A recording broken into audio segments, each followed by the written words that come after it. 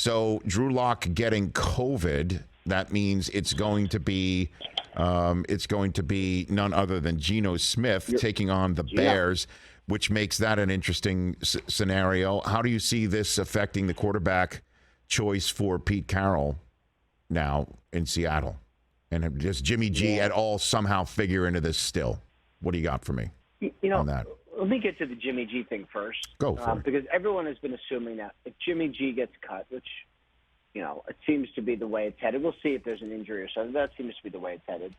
Send them right to Seattle, right? That's what the 49ers don't want. Is they don't want Jimmy Garoppolo signing in Seattle.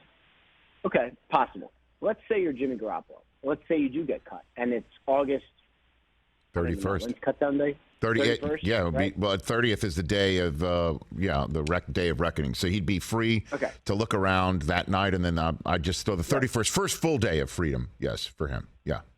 So let me ask you this, and you're more of a, I'm not one of punditry. How good do you think the Seahawks will be?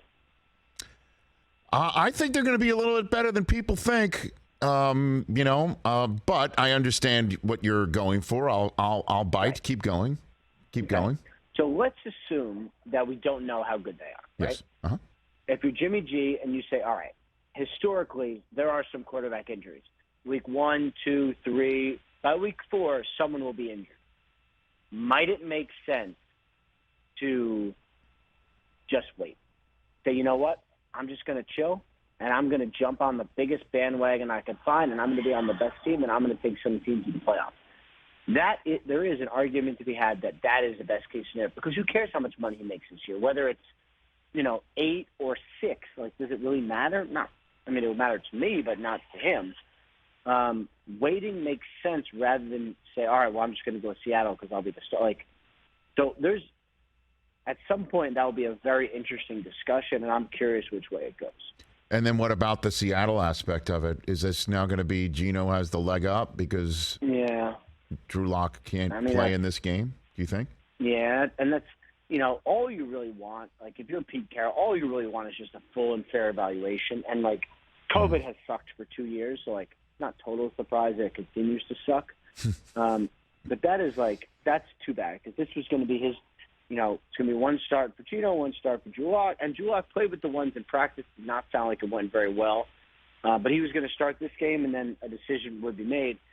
Could they have Drew Lock start week 3 and then make a decision? Definitely could. You got a long time between week 3 and the end of the season, or the beginning of the season. So that's possible, but it definitely throws a wrench in some plans. I'll say that. What's the scoop with the Carolina quarterback situation? What do you got for me there, Ian Rapoport? So the plan was to make a decision after New England joined practice in that game. So that would be, probably early next week. I mean, it seems the leg up is still to Baker Mayfield. I would be surprised at this point if he's not the starter. But you'd also like if he got there and earn it. Now, when I was there in Carolina with Mike Garafolo, certainly Baker looked at that point like the better quarterback. So maybe that's the way it sort of stays. I don't know when they'll make a final decision, but I would expect that's going to be the eventual outcome. So, because why? Because the sense for me is, why else do you trade for him? If Darnold's the guy, you saw him all last year, and you've saw him all minicamp, you saw him all May, and now you're going to. I mean, even though it was truly no skin off their nose, I mean, what is it, like a provisional draft choice 2 drafts from now, right? So the question is why wouldn't it be him? Certainly when they're playing Cleveland week 1. I mean, my word, why wouldn't you do that, Yeah, I mean, Is that it? It's going to be interesting.